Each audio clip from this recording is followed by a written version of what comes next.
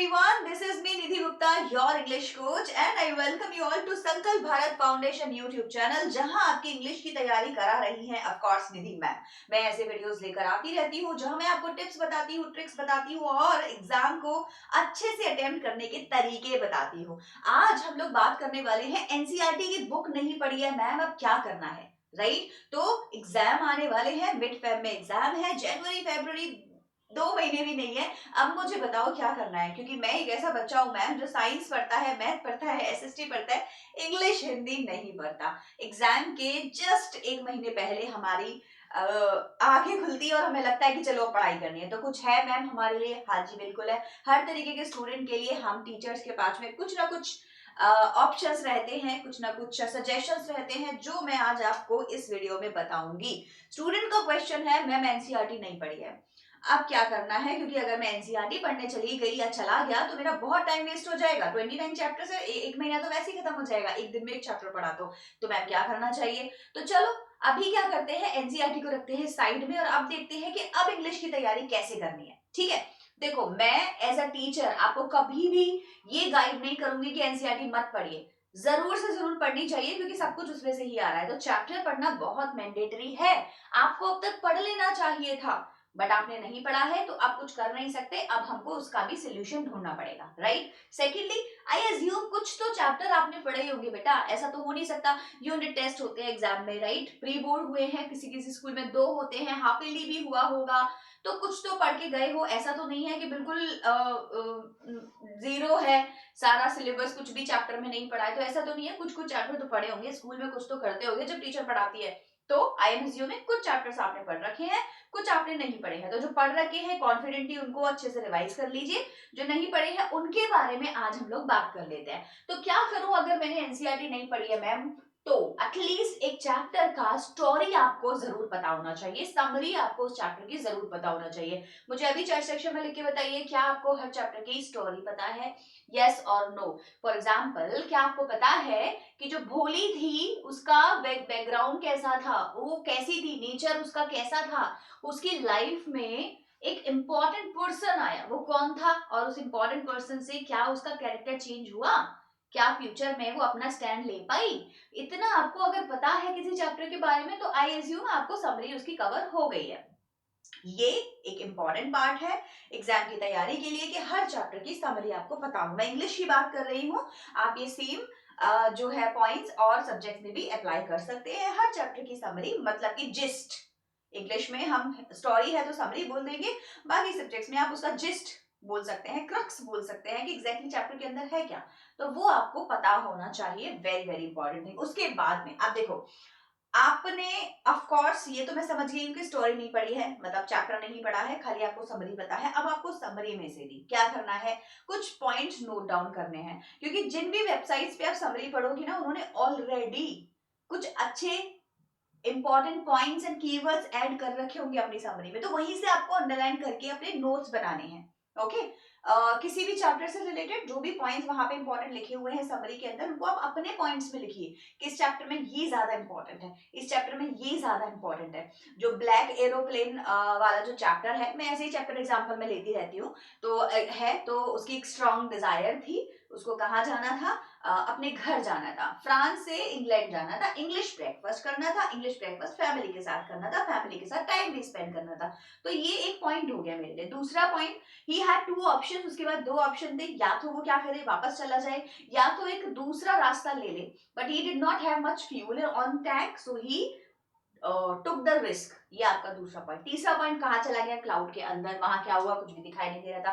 Fourth point, सारे उसके equipment काम करना बंद कर दिए, कंपास नहीं चल रहा था, है ना, और कोई सिग्नल नहीं जा पा रहा था। फिफ्थ पॉइंट, फिर उसको एकदम से कोई स्ट्रेंज ब्लैक एरोप्लेन दिखाई देने लगा। तो देखो इस तरीके से अपने पॉइंट्स बनाएंगे ना तो क्या होगा, आपके माइंड में स्टोरी फिट हो जाएगी, समरी से ही बनाने हैं, है ना, स्टोरी फिट हो जाएगी। और जब आंसर राइटिंग करोगे तो इन्हीं कीवर्ड्स को अपने आंसर में लिख दोगे तो आपके लिए बहुत ज्यादा बेनिफिशियल हो जाएगा। तो second point of course very very important, आपको समरी पढ़नी है, इंग्लिश में पढ़नी है, इंग्लिश में पढ़नी है, हिंदी में नहीं पढ़नी है, ठीक है?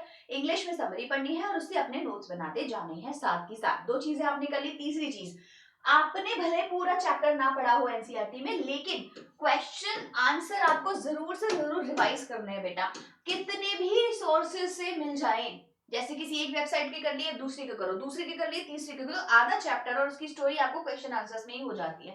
काफी बच्चे ऐसा करते हैं कि वो चैप्टर नहीं पढ़ते, ठीक है, ना तो वो चैप्टर पढ़ते और ना ही वो समरी करते, लेकिन वो क्वेश्चन आंसर्स करने लग जाते हैं। और आधे क्वेश्चन में अगर आप थोड़े से भी समझदार हैं, थोड़ी सी भी आपकी क्रिटिकल क्रिएटिव थिंकिंग चलती है, तो आप क्वेश्चन आंसर से ही समझ जाएंगे कि स्टोरी एग्जैक्टली क्या थी। लाइन से आंसर लिखी होती है, लाइन से क्वेश्चन होते हैं, पूरा प्लॉट दे दिया जाता है क्वेश्चन आंसर में। तो जरूर से किसी वेबसाइट को पकड़िए, 2-3 वेबसाइट्स ले लीजिए और हर क्वेश्चन को और उसके आंसर को रीड करिए और याद करिए।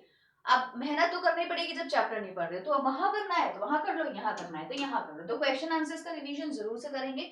2-3 वेबसाइट्स देख लीजिए जहां पूरे पूरे आंसर लिखे हुए हैं, उनको आप जाकर तैयारी उसे कर सकते हैं। इसके बाद में ऐसा ना हो कि हम तैयारी कुछ और कर जाए और एग्जाम में आता कुछ और है। इसके लिए बहुत जरूरी है कि हम अपने प्रीवियस ईयर के क्वेश्चन पेपर को जरूर देख लें। तो प्रैक्टिस करिए इंग्लिश के क्वेश्चन आंसर्स की, किससे? प्रीवियस ईयर के क्वेश्चन पेपर से, ठीक है। तो मैं ऑलरेडी चैनल पे कितने सारे प्रीवियस ईयर करा चुकी हूँ, अभी और भी कराऊंगी, शॉर्ट करा चुकी हूँ, लॉन्ग भी कराऊंगी, आरटीसी भी करा चुकी हूँ, ग्रामर भी करा चुकी हूँ। तो अभी लॉन्ग का भी अब आने वाला है, 3-4 तारीख में एक लॉन्ग क्वेश्चन आंसर का सेशन भी आएगा, राइट। तो इसी तरीके से आपको भी प्रैक्टिस करना है ताकि आपको अंदाजा रहे कि भाई पैटर्न क्या है, किस तरीके का क्वेश्चन आ रहा है, एग्जाम में धप्पा तो नहीं होने वाला, मेरे साथ मैं कर लूंगा ना सॉल्व, लेवल क्या आने वाला है, ये चीजें पता लगाना आपका काम है। कैसे करोगे? जब प्रीवियस ईयर के क्वेश्चन पेपर देखोगे तब, ठीक है। इसके अलावा मोस्ट इंपॉर्टेंट, मान लीजिए हमने प्रीवियस ईयर के क्वेश्चन पेपर भी देख लिए, क्वेश्चन आंसर भी पढ़ लिए, समरी भी याद कर ली, नोट्स भी बना लिए, अब क्या करें? प्रैक्टिस करो। कहां से करें? सैंपल पेपर की प्रैक्टिस करो। तो ये एक इंपॉर्टेंट पॉइंट रहेगा आप लोगों के लिए। तैयारी करने के बाद में सीधे जाइए और जरूर से जरूर सैंपल पेपर सॉल्व करिए। अब आई नो मुझे पता है सब लोगों का क्वेश्चन आने वाला, मैम कहां से करें, कहां से करें। तो जो भी वेबसाइट आपको मिल रही है, फ्री में मिल रही है, पेड मिल रही है, जरूर लें और उसको सॉल्व जरूर करें। संकल्प भारत फाउंडेशन पर ऑफ कोर्स हमारा सैंपल पेपर का ऑलरेडी एक कोर्स है जिसमें 6 सैंपल पेपर आपको प्रैक्टिस कराए जा रहे हैं।